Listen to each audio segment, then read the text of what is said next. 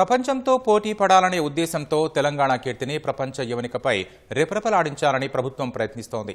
అందులో భాగంగానే ప్రపంచ దేశాల నుంచి పెట్టుబడులు ఆకర్షించేలా తయారు చేసిన విజన్ 2047 డాక్యుమెంట్ ఆవిష్కరించనుంది. దీనికోసం నిపుణుల బృందం ప్రత్యేకంగా పనిచేసింది. రాష్ట్రం మరింత అభివృద్ధి చెందేందుకు ఫార్మాతో పాటు మరిన్ని రంగాల్లో అత్యంత ఆస్కారం ఉందని చెబుతున్న విజన్ డాక్యుమెంట్ తయారీకి నేతృత్వం వహించిన ISB ప్రొఫెసర్ ప్రసన్న తంత్రితో ప్రత్యేక ముఖాముఖి. రైజింగ్ గ్లోబల్లీ పేరిట ప్రపంచాన్ని తెలంగాణకు ఆహ్వానిస్తూ ఈ నెల 8-9వ తేదీలో ఫ్యూచర్ సిటీలో తెలంగాణ రాష్ట్ర ప్రభుత్వం గ్లోబల్ సమిట్ నిర్వహిస్తుంది. అందులో భాగంగా 2047 విజన్ డాక్యుమెంట్ కూడా ఆవిష్కరించనుంది. అయితే ఈ 2047 విజన్ డాక్యుమెంట్ పైన పనిచేసినటువంటి ఆ బృందం ఏదైతే ఉందో దానికి నేతృత్వం వహించినటువంటి ప్రొఫెసర్ ప్రసన్న తంత్రి ప్రస్తుతం అంటూ ఉన్నారు. ఈ 2047 విజన్ డాక్యుమెంట్ కి సంబంధించినటువంటి పూర్తి వివరాలు ఆయన మాటలు తెలుసుకుందాం. సార్ నమస్కారం. సార్ నమస్కారం. Sir, we are talking about 2047 vision documents. So, what does it contain, and could you please briefly explain about this big strategy? Okay. So, first of all, thank you so much for having me on your show. Exactly what does it contain? It's a state government document which will be released on the 9th. So, big philosophy of, what I think about Telangana, and I can talk about it. And this thinking will reflect in our advice. So, the big plan is to sort of think about how can Telangana reach $3 trillion by 2047, which is the vision of the CM, Honorable Chief Minister, and which is in line with Viksit Bharat goals laid down by the Honorable Prime Minister. Where the country's goal is to reach 30 trillion and Telangana becomes sort of 10%. As you know, Telangana right now is 5% of India's GDP to go to 10%. So this is the sort of quantitative goal. Now, it's one thing to set goals and the other thing is how to achieve it. So the whole of our advice is to think about strategies to reach there. It is first of all, you have to understand whether it is doable at all. If it's something impossible, then there is no point in trying. We think it is not impossible. It's not easy. Business as usual, we are not going to go anywhere close to that number. If we just continue the way we are, our estimate is we'll reach around 1.2 trillion by 2047, the state. Instead of 3 trillion, it will be like 1/3 of the goal. But then, yes, there is a path exists where we do things very differently from here, very ambitiously. Just to give you a highlight, the focus is we have to focus a lot on innovation, productivity, human capital development, basically efficiency. The main goal is efficiency, and we should become the knowledge capital of the country. So if Telangana becomes a knowledge capital of the country, innovation hub of the country, innovate in Telangana, all the major, and it's not sufficient. If Telangana tries to compete with other cities in India, Telangana should aim at competing with best cities in the world. That is where you will reach. So single line point is, talent, get the best talent in this to the state, help them innovate, create world-class products, world-class ideas. That is where 3 trillion will become sort of possible. That's a big picture thinking. The heavily focused on innovation is what we have advised the government. So currently our state is facing a financial crisis. Even CM himself made these statements on many stages. So in this situation, is this vision document is feasible, sir? What are your words? Sure. So the current many states are facing this. The trend in India right now, with all elections, this I am not, this is my own personal view and nothing to do with the vision document. I am speaking like an independent economist here.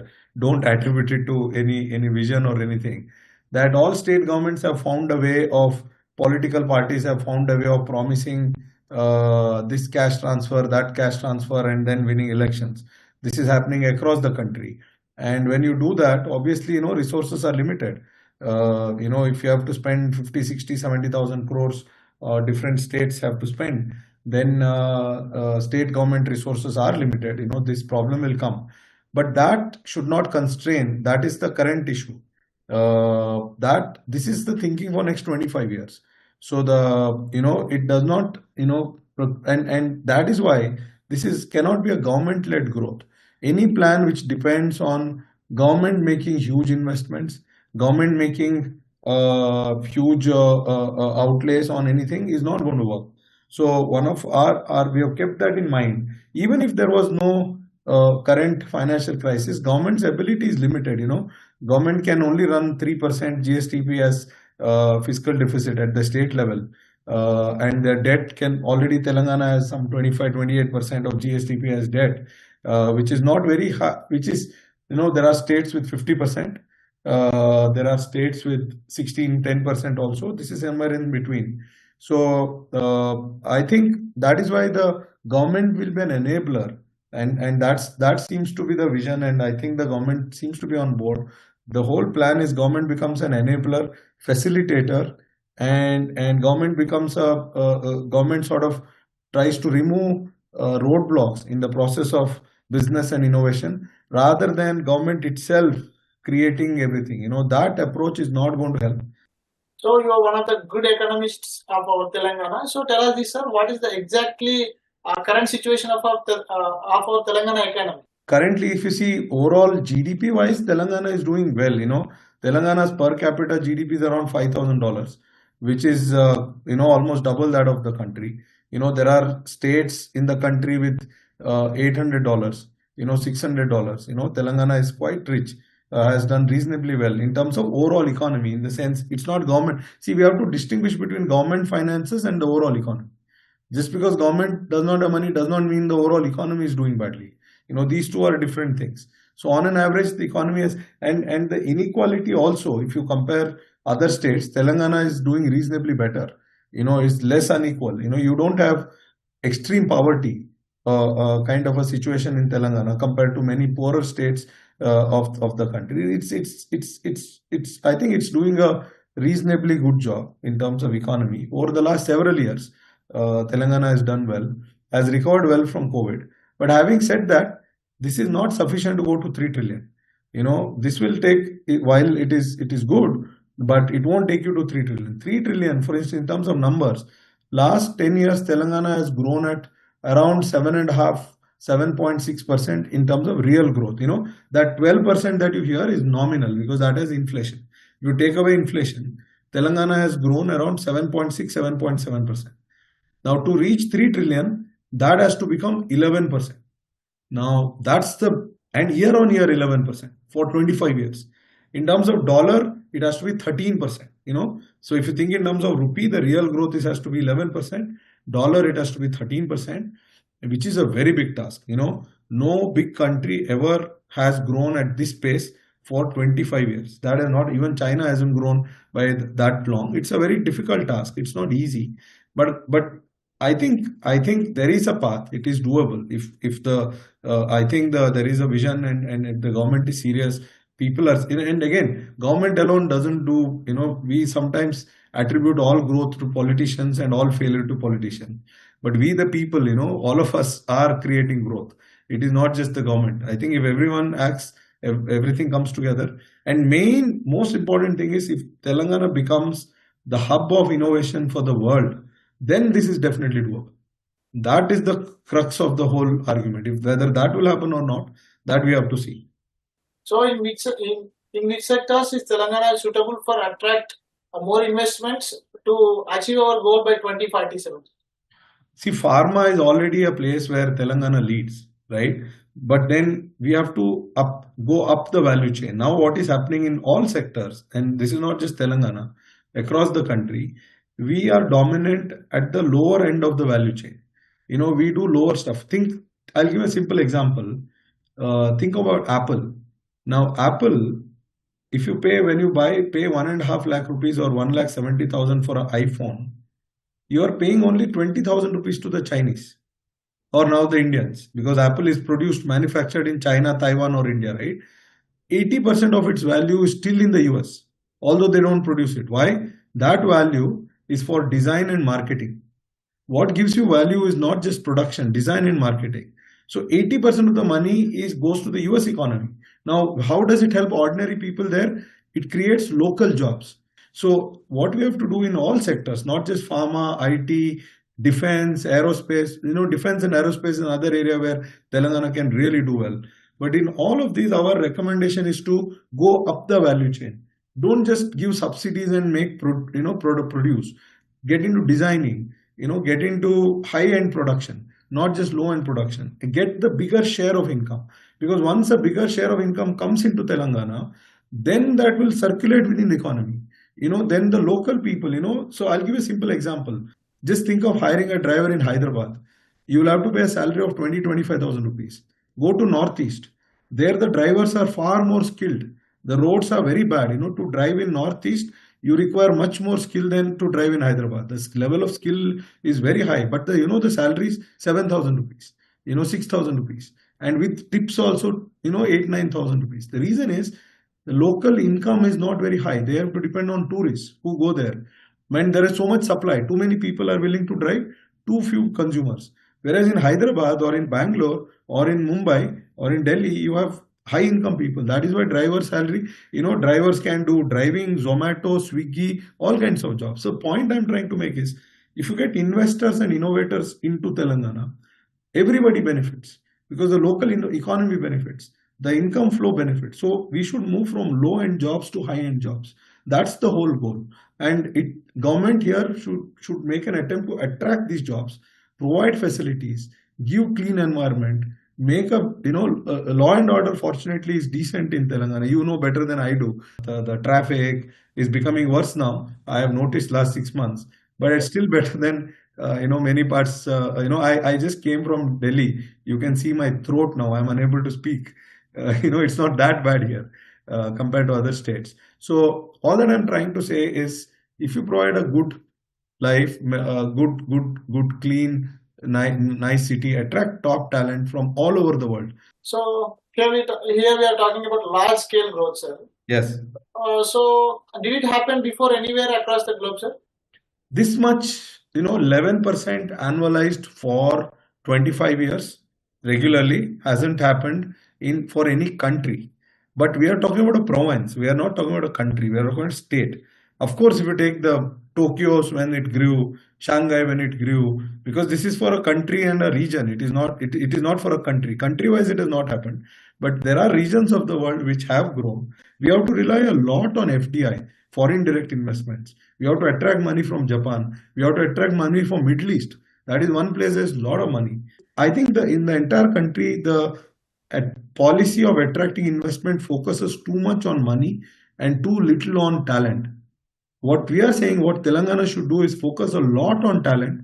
And the good news is it doesn't require so much money. You don't have to give so much this free, that free. Once you have talent in one place, money will flow. It is not that California is the best place to live. Law and order is bad. Nowadays you must be hearing about a lot of things, but still investment is there because the talent is there. Take India only. Bangalore, I come from Karnataka, by the way. The traffic there versus traffic here, this is better, but investments go to Bangalore only, because this is called agglomeration effect. So our suggestion is to start this agglomeration, get these top guys, top people here, give them a lot of incentives. And then you don't have to give this power bill, power free, land free, this free and that free. Because once talent is in one place, money will flow. So according to you, sir, what are the main sectors which can attract more investment opportunities? I think there are a lot of sectors we have looked at, but majorly pharma, and the whole AI, if you get this again, top people, Telangana can start leading this whole AI revolution. Innovation in that space.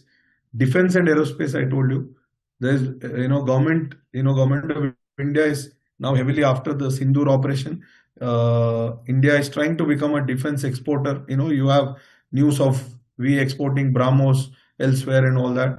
We have to, and the good news about defense innovation is, look, our internet came from defense research. Where did internet come from? The defense research has big spillover effect on the economy, because that is original research. It will lead to a lot of new technologies coming in. So Telangana can become a hub of defense. And the other big thing is tourism. We ignore that. Tourism can be a very big income generator. It can attract a lot of people into Telangana. There are temples here, religious places here, there are historical places here. And if you develop these places well and market them well, I think tourism is another very big area. and fintech, finance. One area where we are lacking, finance is just 5% of Telangana GDP. In Tamil Nadu, for instance, it's 9%. So this one of the, see, do you know all other states in the south have banks headquartered in that state, large banks, whereas Telangana has very few. You don't have large financial institutions from Telangana, national level. Very few. Andhra Bank was there, it got merged, but very few from Telangana, big banks. So this is one area where they can grow. What is the role of rural India, rural Telangana in vision document, and how do you want to see rural areas to be transformed by 2047? See, Telangana, the good news about Telangana is because connectivity is good. See, one thing we should all, again, this is my own personal view, it is not attributed to anyone, that agriculture cannot absorb so many people. We have to think about, it cannot absorb so many people. And we have to find ways of providing jobs to these people. Because once your country becomes developed, not more than 5%, 6% of the population, or like in Indian case, maximum 10% can work in agriculture because things will become mechanized. So what do those people do? That is why you have to develop local industries, tourism. Tourism can absorb a lot of people, and it's high value adding also. Your income is going to be more than that is agriculture. Promote local food, local culture, brand these things. That's the way a lot of people in the rural economy can benefit a lot. And the best other thing is provide them with access. There is a lot of research on poverty trap. Why do rural people remain poor? The number one factor, there's a lot of research, is lack of access. One of the big things that the vision document will do is to provide high quality education in rural areas, top quality education in rural areas. They should have access to the same kind of education that somebody in Hyderabad has. That will solve 80% of the problem. Thank you, sir. Thank you so much. We had a great conversation with you. Thank you so much for joining us, sir. Thank you. Next time I'll talk to you in Telugu. I'm learning. So hope for the best. Thank you, sir. All the best. Thank you. So ఇవి మొత్తంగా ప్రసన్న గారు చెప్తున్నటువంటి విషయాలు. 2047 vision లో $3 trillion economy సాధించడం అంత సులువైన విషయమేమి కాదంటే తలుచుకుంటే అసాధ్యమేమి కాదని కూడా చెప్తున్నారు. Signing off, this is Shivaram Krishna from Hyderabad, ETV.